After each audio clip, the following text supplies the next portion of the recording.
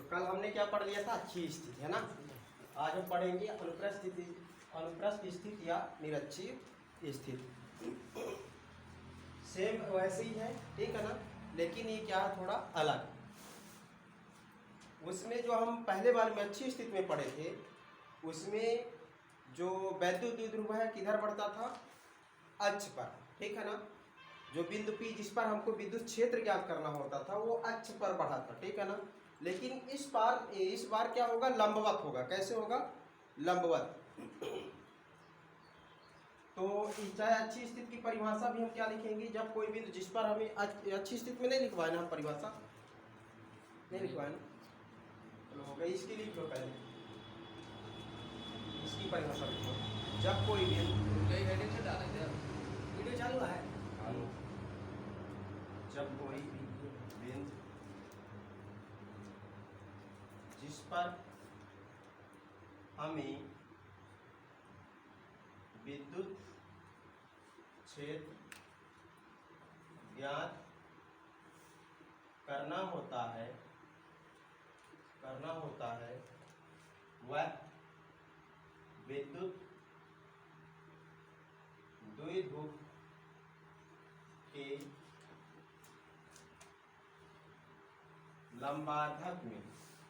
वह विद्युत द्विध्रुव के लंबार्धक में स्थित होता है, जिसे विद्युत द्विध्रुव के सापेक्ष निरक्षीय स्थिति कहते हैं। ये हो जाएगी इसकी परिभाषा, ठीक है ना। जब कोई बिंदु जिस पर हमें विद्युत क्षेत्र ज्ञात करना होता है वह विद्युत द्विध्रुव के लंबार्धक में स्थित होता है, जिसे विद्युत द्विध्रुव के सापेक्ष निरक्षीय स्थिति कहते हैं। चलो पहले देखो, इसके बाद में फिर उतारना, ठीक है ना। हम मान लेते हैं, माना AB एक वैद्युत द्विध्रुव, क्या है, माना AB एक वैद्युत द्विध्रुव है जो धन Q व माइनस Q आवेशों से मिलकर बना है, तथा इसकी द्विध्रुव लंबाई 2L, क्या है, 2L। इसके मध्य बिंदु O से R दूरी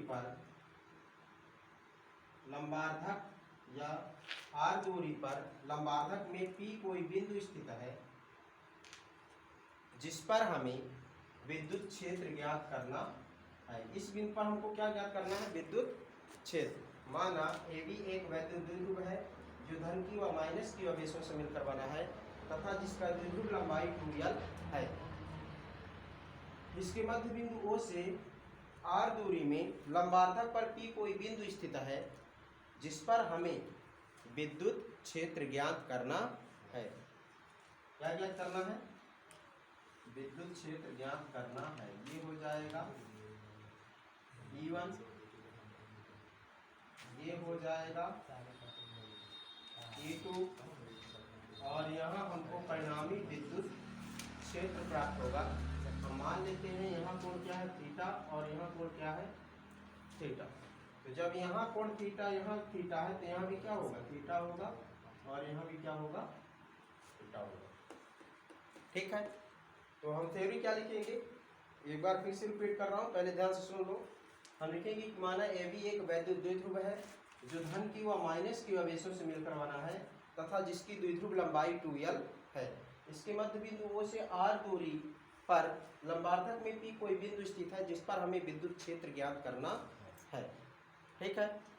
तो थ्योरी बोल के लिखोगे कि मैं लिख दूँ, इसमें लिख दो। मान लेते हैं, माना AB एक वैद्युत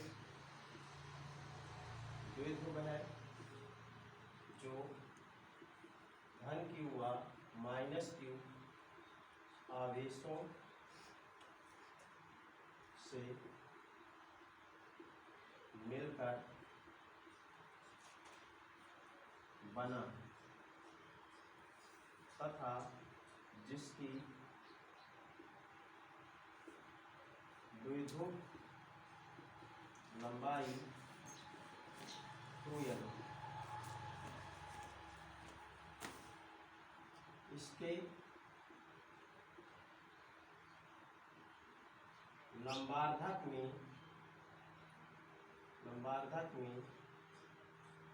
r दूरी पर P कोई बिंदु स्थित है जिस पर हमें विद्युत क्षेत्र ज्ञात करना है। इतनी होगी इसकी थ्योरी।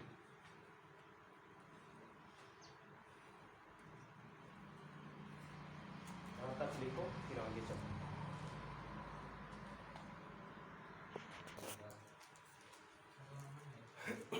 तो अब देखो आगे अब क्या करेंगे। अब एक चीज और बताता चलो, ये दो भागों में बट जाएगी लंबाई l और l हो जाएगी, ठीक है ना।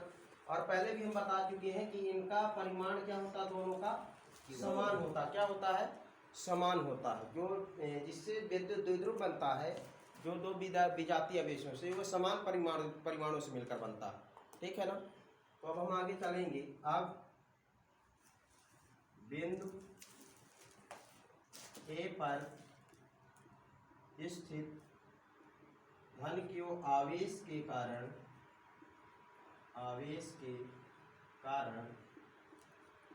बिंदु P पर विद्युत क्षेत्र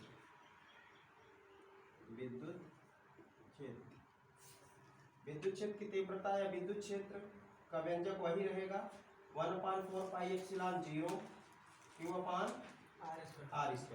ठीक है ना। तो देखना विद्युत क्षेत्र जब यहाँ से हम E1 निकालेंगे तो 1/4πε0 और Q अपान, देखना क्या A और P के बीच की दूरी हमको पता है? अभी नहीं पता, तो हम क्या लिखेंगे? AP का स्क्वायर, लेकिन दिशा क्या होगी? AP दिशा में, ठीक है। ये बनेगा समीकरण नंबर 1। फिर इसी प्रकार बिंदु B पर स्थित -q आवेश के कारण बिंदु P पर विद्युत क्षेत्र, तो बिंदु P पर विद्युत क्षेत्र क्या हो जाएगा? E2 बराबर 1/4πε0 और Q अपान, लेकिन इस बार दूरी क्या होगी? P से B, तो P से B की घात 2 और इसकी दिशा हो जाएगी PB, P से B की ओर PB दिशा। ये होगा क्वेश्चन नंबर 7।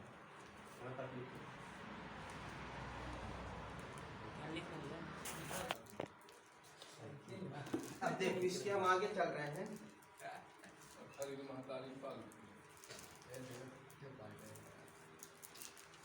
देखो अब यहाँ पास देखना, ये क्या है? द्विध्रुव AB, ठीक है ना। ये एक लंबार्धक म्यार दूरी पर P कोई बिंदु स्थित है। तो बताओ क्या AP और BP की दूरी बराबर होगी कि नहीं होगी? होगी कि नहीं होगी? या कहो मान ले हम समबाहु त्रिभुज नहीं मान रहे, लेकिन समद्विबाहु त्रिभुज के कारण ये दोनों भुजाएं आपस में क्या हो जाएंगी? बराबर हो जाएंगी। तो लिखेंगे क्योंकि AP बराबर PB, अतः बिंदु P पर परिणामी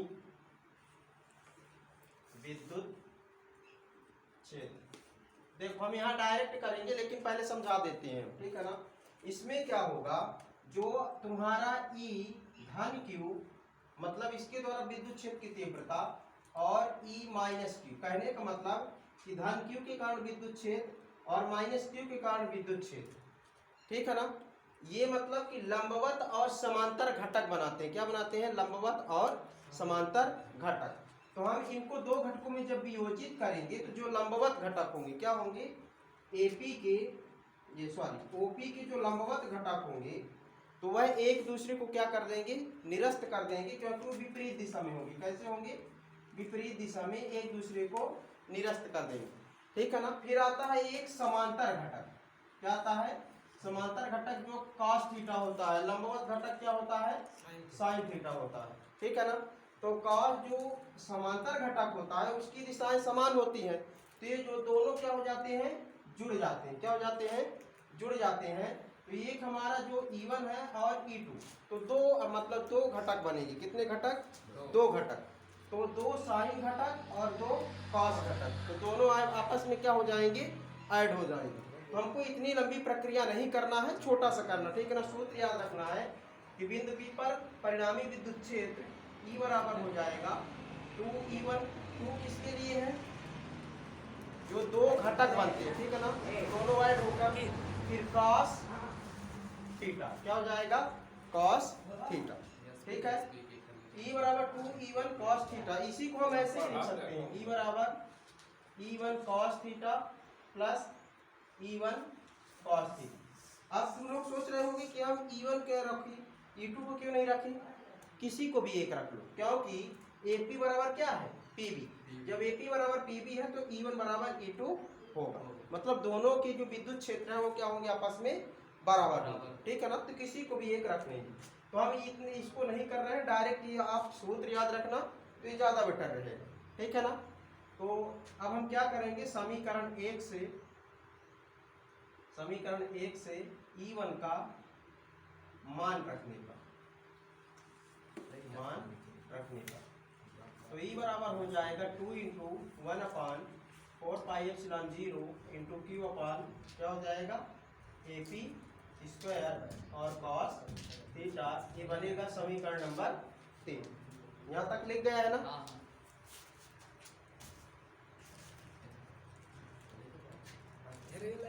अब देखो यहाँ से अब हमको मूल रूप से समझना है, ठीक है ना। हमको यहाँ से AP स्क्वायर का मान चाहिए और cos थीटा का मान चाहिए, ठीक है ना। ये कैसे निकलेगा आगे देखते हैं। देखो आप समकोण पहले देख लो देवेश, आप समकोण त्रिभुज AOP में यहाँ कितना अंश का? 90 अंश का कोण बनेगा, क्योंकि लंबार्धक पर लंबार्धक है, ठीक है ना। OP क्या है? लंबार्धक है, इसलिए यहाँ पर कितने अंश का कोण बनेगा? 90 अंश का। तो इसके सामने वाली भुजा क्या होगी? कर्ण होगी। क्या होगी? कर्ण, ठीक है ना। अब क्योंकि ये थीटा है तो ये OP क्या होगा? लंब होगा। क्या होगा? लंब। और AP क्या होगा? आधार होगा। तो समकोण त्रिभुज AOP में पाइथागोरस की प्रमेय से, ये छोटी छोटी कड़ियां हैं, सभी जगह यूज होती रहती हैं। तो जब हम इसमें AOP में पाइथागोरस की प्रमेय यूज करेंगे तो हमने क्या बताया कि ये कर्ण होगा AP, और चूंकि ये थीटा है तो इसके सामने वाली भुजा का मतलब OP क्या हो जाएगी? लंब, और AO क्या हो जाएगा? आधार। तो कर्ण का वर्ग हम एक बार यहाँ पास लिखे भी दे रहे हैं, कर्ण का वर्ग बराबर लंब का वर्ग प्लस आधार का वर्ग, ठीक है। तो कर्ण क्या है? AP, तो AP का वर्ग, लंब क्या है? OP, तो OP का वर्ग प्लस आधार क्या है? AO, तो AO का वर्ग, ठीक है। फिर AP का वर्ग बराबर OP का मान देखो, OP का मान कितना है? R है, रख दो R स्क्वायर। AO का मान कितना है? L है, रख दो L स्क्वायर। ये तुम्हारा AP का एक मान आ चुका, ठीक है ना। यहाँ से हमको अभी AP भी चाहिए, AP स्क्वायर का आ चुका, अभी AP का भी चाहिए। तो चूंकि इधर वर्ग लगा, इधर जाके क्या बनेगा? वर्गमूल बनेगा कि नहीं बनेगा? पुनः समकोण त्रिभुज AOP में इस बार कौन सा त्रिकोणमितीय अनुपात लगाएंगे? हमको cos थीटा का मान चाहिए। किसका मान? कॉस थीटा का। तो AOP में कॉस थीटा बराबर क्या होता है, आधार बटे कर्ण। कॉस थीटा बराबर आधार क्या हो जाएगा AO, कर्ण क्या होगा AP। तो कॉस थीटा बराबर AO का मान कितना L, AP का मान अभी हमने निकाला कितना है root of R square plus L square. हमको AP स्क्वायर और कॉस थीटा दोनों का मान मिल गया। अब क्या करेंगे, यहाँ लिखेंगे AP स्क्वायर व कॉस थीटा का मान समीकरण 3 में रखने पर। तो समीकरण 3 में रखेंगे तो क्या कितना समीकरण 3 E बराबर 2 इंटू 1/4πε0 Q अपान, अब देखना AP स्क्वायर है ना, तो AP स्क्वायर के स्थान पर कितना रखेंगे R square plus L square, ठीक है। और गुणे कॉस थीटा है ना यहाँ पास, कॉस थीटा के स्थान पर कितना रखेंगे L upon root of L square plus R square plus L square, ठीक है। अब इसको थोड़ा हल कर लेते हैं। E बराबर 1/4πε0, 2 की इनको साथ भेज देते हैं तो 2QL हो जाएगा, ठीक है ना, अंश में अंश का ही गुणा होगा।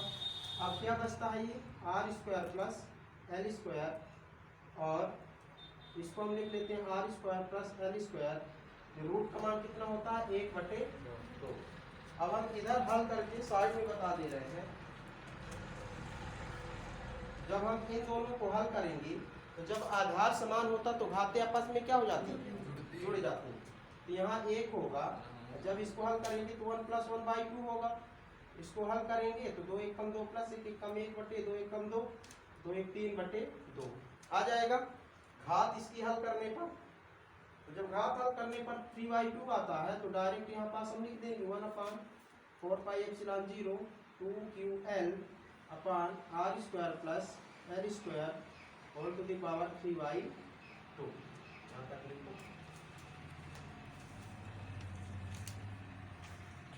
ऑलरेडी हो चुका।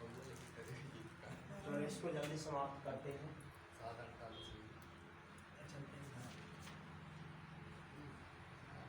अब देखना हम यहाँ पास देखते हैं, अब चूंकि हमने कल भी बताया था कि 2QL बराबर क्या हो जाएगा, विद्युत द्विध्रुव आघूर्ण हो जाएगा। यहाँ पास रख दो E बराबर 1/4πε0 P upon R square plus L square whole to the power 3/2। चूंकि L लेस देन R, मतलब L छोटा से छोटा है R से, अतः L को छोड़ने पर छोड़ दो तो E बराबर 1/4πε0 P अपान, जब L को छोड़ देंगे तो क्या बचेगा R स्क्वायर बस बचेगा ना, इस 3/2 का इसके साथ गुणा हो जाएगा 3/2, ये वाला इससे कैंसिल, तो P बराबर हो जाएगा 1/4πε0 और P अपान ये R की घात 3 न्यूटन प्रति कूलम।